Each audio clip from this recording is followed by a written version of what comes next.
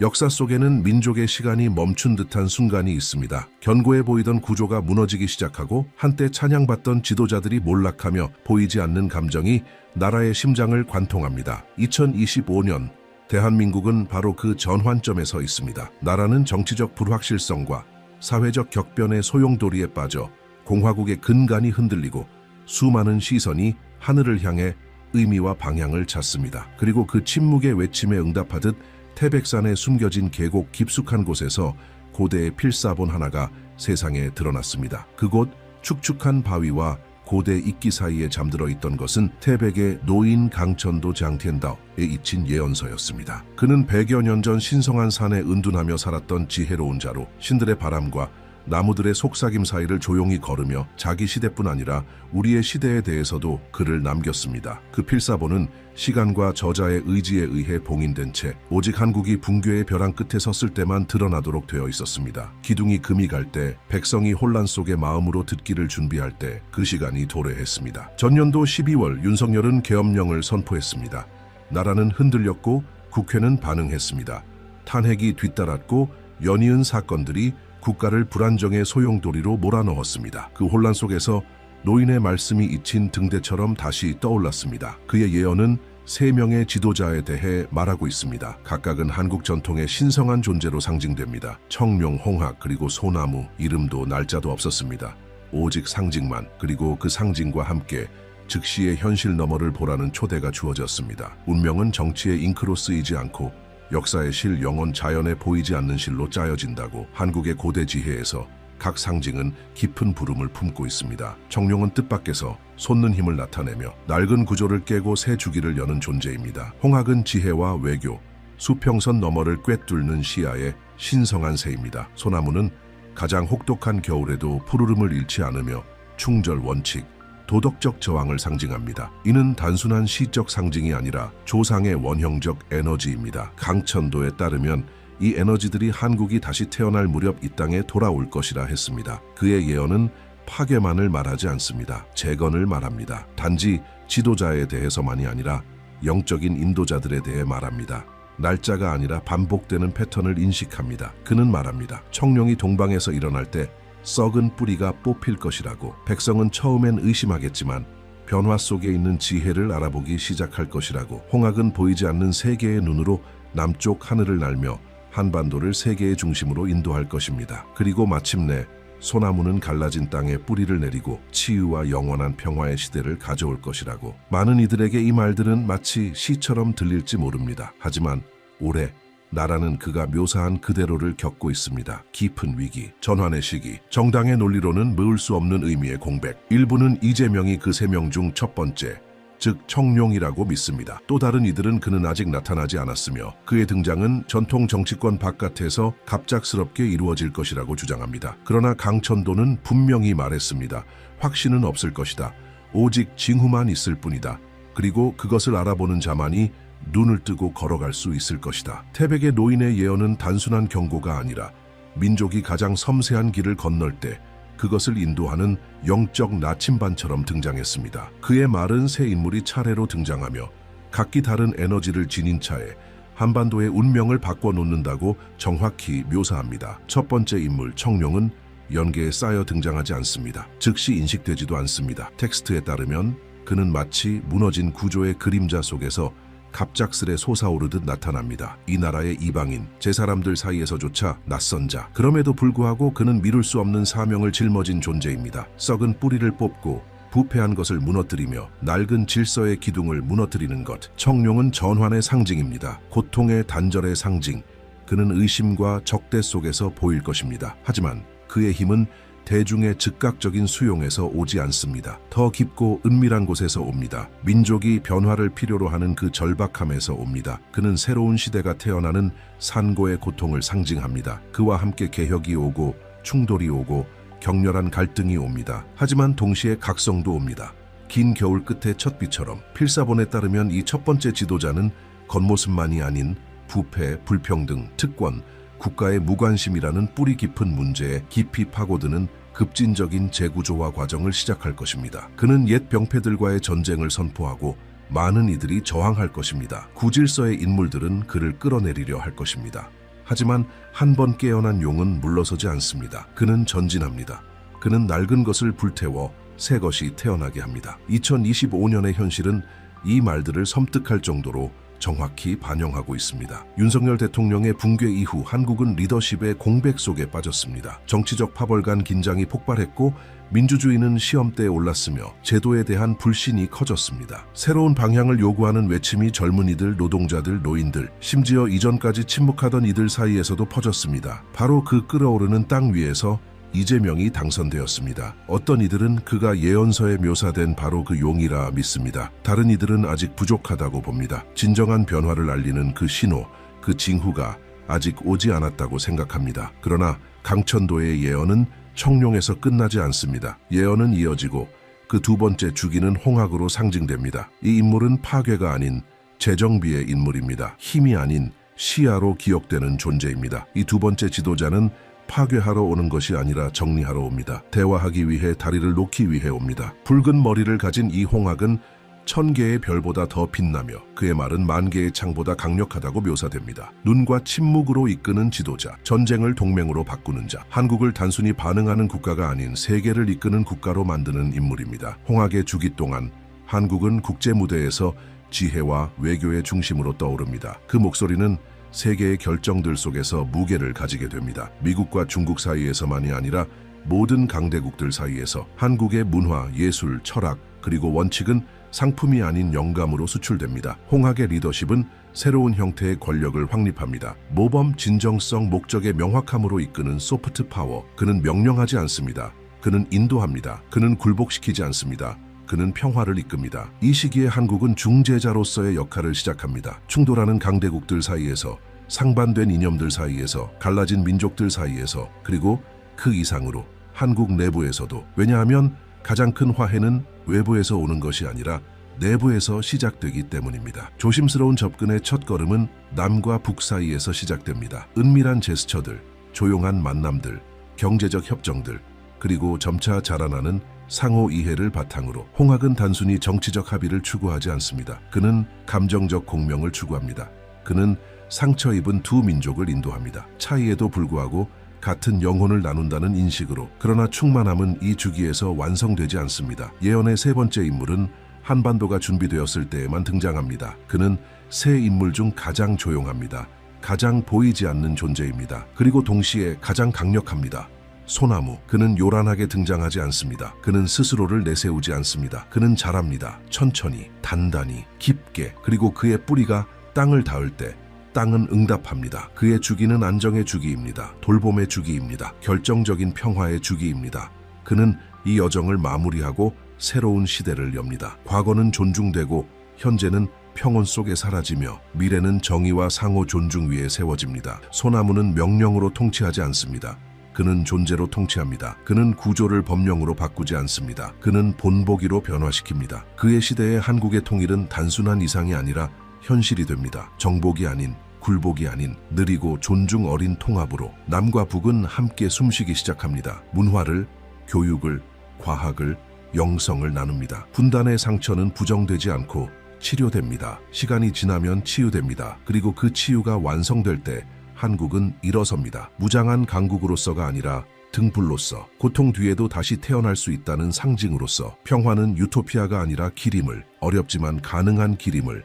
태백의 노인은 이렇게 썼습니다. 소나무가 한반도의 심장에 뿌리를 내릴 때 세계는 새로운 계절로 들어설 것이라고. 제국은 더 이상 설 자리가 없고 동맹만이 남을 것이라고. 땅을 위한 전쟁이 아닌 하늘을 위한 약속들이 이루어질 것이라고. 그리고 수세기 동안 버텨온 작은 한국이 그 새로운 시대의 중심이 될 것이라고. 사람들은 연결짓기 시작합니다.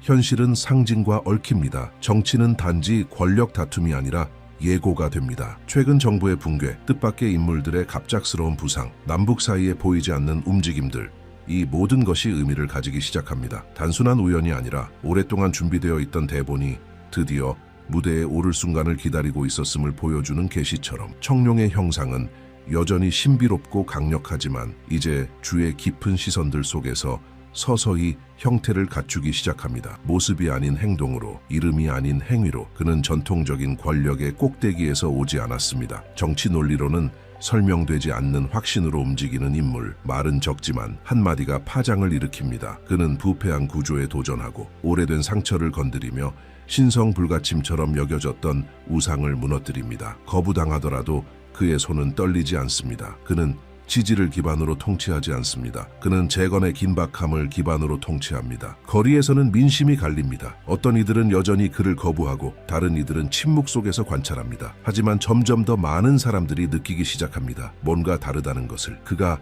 단순한 정책이 아닌 사명을 품고 있다는 것을. 그것은 개인적인 사명이 아닙니다. 그것은 조상으로부터 이어진 부름입니다. 세대를 거쳐 전해져 온 소명. 마침내 그 소리에 귀를 기울인 한 사람을 만난 것입니다. 동시에 북쪽의 움직임도 점점 더 명확해집니다. 예리한 눈들은 긴장이 서서히 완화되고 있다는 작은 신호들을 포착합니다. 여기에 하나의 허가, 저기에 외교적 접촉, 뜻밖의 제스처, 마치 오랜 베일이 천천히 걷히는 듯.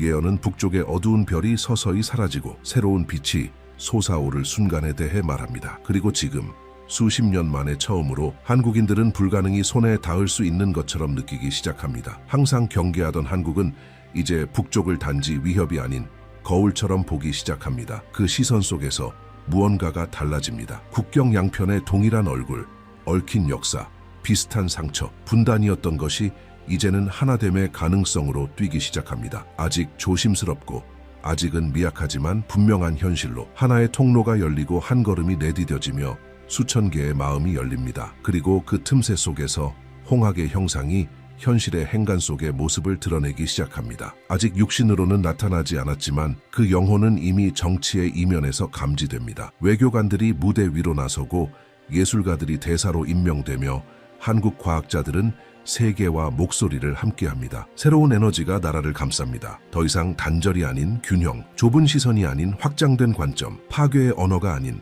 건설의 언어. 한국의 국제적 영향력은 점점 더 커집니다. 군사력이 아닌 문화의 일관성으로, 음악의 순수함으로, 국민의 품격으로, 과거의 상처를 대하는 지혜로, 영적 세련됨과 높은 시야의 상징인 홍학은 이제 행동을 통해 모습을 드러냅니다. 한국은 협상의 정직성, 중재의 성실함, 단순함 속의 아름다움을 상징하는 나라로 떠오릅니다. 강천도는 이 순간을 정확히 묘사했습니다. 그는 세계에 보이지 않는 눈이 한국을 향해 돌려지고 그 안에서 새로운 세계의 중심을 인식하게 될 때를 말했습니다. 이제 국제 포럼에서 한국은 주목받습니다. 그 제안은 무게를 가지며 전쟁과 분단의 과거로 기록되던 한국의 이야기는 이제 극복과 재탄생의 본보기로 재해석됩니다. 민족 전체가 깨닫기 시작합니다. 우리는 더 이상 단지 하나의 영토가 아닙니다. 우리는 하나의 상징입니다. 다리입니다. 아직도 분열 속에 살아가는 다른 민족들에게 주는 희망입니다. 이 절정의 순간 모든 것이 하나로 맞물리는 듯합니다. 과거의 고통은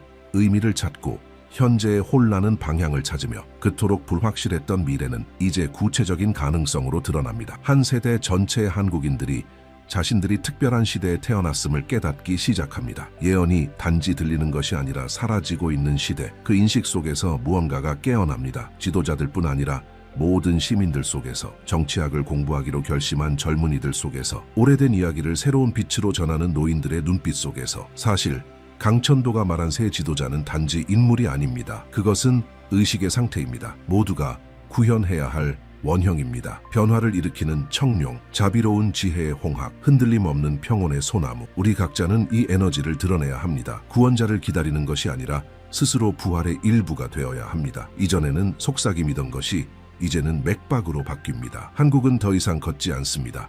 이끌려가고 있습니다. 새로운 바람이 산을 넘어 들판을 지나 대도시의 빌딩을 스칩니다. 단순한 정치 변화나 제도 개혁이 아닙니다. 더 깊은 무엇, 성급한 눈에는 보이지 않지만 느끼는 이들에게는 부인할 수 없는 것. 강천도의 예언은 이제 지도자들만이 아닌 백성 속에서 드러나기 시작합니다. 온 민족이 전환의 상태에 들어섭니다. 오랜 겨울 뒤 피어나는 꽃처럼 이유도 모른 채 서서히 피어나기 시작합니다. 학교에서는 아이들이 예시를 눈물 머금고 암송합니다. 자신들이 겪지 않았지만 자신들의 일부인 기억을 담은 말들처럼 가정에서는 침묵하던 어르신들이 말을 열기 시작합니다. 모든 것이 불타고 가난했던 시절의 이야기를 들려줍니다. 하지만 그 눈에는 고통이 아닌 명예가 비칩니다. 그들은 느낍니다. 무언가가 이루어지고 있다는 것을. 조상들에게 약속되었던 그것이 마침내 오고 있다는 것을. 거리에서는 젊은이들이 촛불 집회를 엽니다. 항의가 아니라 축하의 의미로 사원 앞에 촛불을 켭니다. 기도가 아닌 감사의 뜻으로. 설명할 수 없는 교감의 감정이 퍼집니다. 모두가 마음 깊은 곳에서 알고 있는 듯합니다. 지금 새로운 시대의 시작을 목격하고 있다는 것을. 마치 한국인의 영혼이 더 높은 진동에 닿은 듯 조용한 음악이 울리고 있으며 그것은 오직 열린 마음으로만 들을 수 있는 것입니다. 이제는 두려움의 대상이었던 북쪽이 진정성 있는 접근의 신호를 보내기 시작합니다. 평양에서는 새로운 인물이 등장하여 단호함과 섬세함이 공존하는 연설을 합니다. 세계의 이목이 그녀에게 집중됩니다. 하지만 한국인들에게 중요한 것은 그 연설이 아니라 그녀가 전하는 진동입니다. 거기에는 오만도 위협도 없습니다.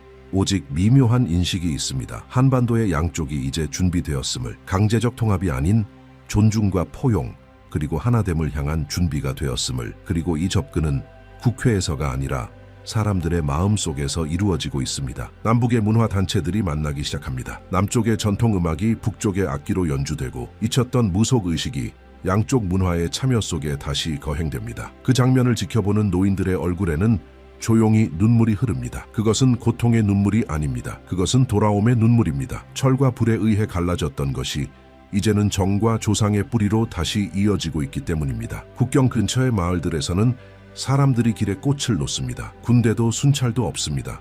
오직 사람들이 서로를 향해 걸어갑니다. 두려움 없이. 홍학이 날개를 펼칠 때 남과 북은 손을 내밉니다. 그리고 그 손이 맞닿을 때 싸움은 없습니다. 오직 침묵이 있습니다. 의미로 가득 찬 침묵. 수세기의 고통이 그 단순한 동작 속에서 서서히 녹아내리기 시작하기 때문입니다. 한편 남쪽의 태백산 나무들 사이 숨겨진 골짜기에서는 새로운 학자들과 구도자들이 모입니다. 그들은 강천도의 말을 큰 소리로 낭독합니다. 과거의 기록이 아닌 현재의 부름으로. 그리고 놀라운 것은 그들이 낭독할 때 느끼는 것은 거리감이 아니라 존재감입니다. 마치 태백의 노인이 아직 그곳에 있는 것처럼 지켜보며 인도하며 조용히 미소 지으며 그가 바위와 바람 사이에 심은 씨앗이 이제 꽃을 피운 것을 보고 있는 것처럼 소나무는 이제 모습을 드러내기 시작합니다. 아직 사람의 형태는 아니지만 하나의 원리로서. 민중은 점점 더 차분하게 행동하기 시작합니다. 정치적 대립은 힘을 잃고 논쟁은 권력보다는 목적에 대한 이야기가 됩니다. 기업에서는 성공이라는 단어 대신 봉사라는 말이 등장합니다. TV에서는 갈등을 조장하던 프로그램이 이제는 화해를 이야기합니다. 이 변화는 강요된 것이 아닙니다. 그것은 솟아오릅니다. 자발적으로, 자연스럽게. 가장 매서운 땅에서도 자라나는 소나무처럼. 불교 사원과 기독교 교회에서는 드문 일이 벌어집니다. 한쪽의 침묵이 다른 쪽의 찬송을 존중하기 시작합니다. 승려와 사제가 한국 영혼의 미래에 대해 대화를 나누기 시작합니다. 종교 간의 벽이 허물어지기 시작합니다. 왜냐하면 모두가 느끼기 때문입니다. 지금 일어나고 있는 것이 교리를 넘어선 무언가라는 것을. 설명을 요구하지 않는 에너지, 단지 수용을 요구하는 에너지라는 것을. 지식인들은 이 모든 것을 글로 설명하려 하지만 그들의 언어는 지금 경험되고 있는 깊이를 담지 못합니다. 왜냐하면 이것은 단순한 사건이 아니라 의식의 변화이기 때문입니다.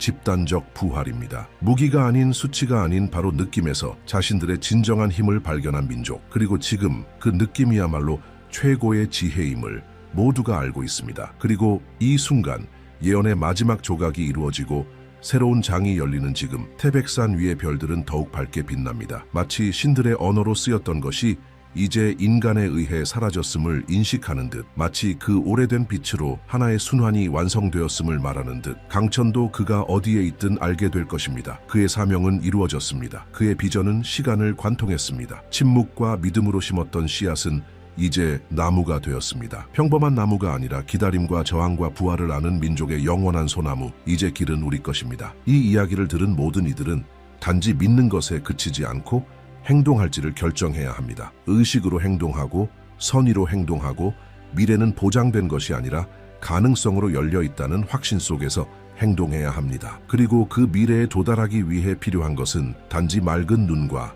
단단한 발걸음, 그리고 진정한 우리가 누구인지 기억할 수 있는 마음뿐입니다. 왜냐하면 대한민국은 단지 하나의 국가가 아닙니다. 그것은 하나의 거울입니다. 하나의 등불입니다. 그리고 마침내 이루어진 그 운명은 이제 세상이 함께 깨어나는 출발점이 됩니다.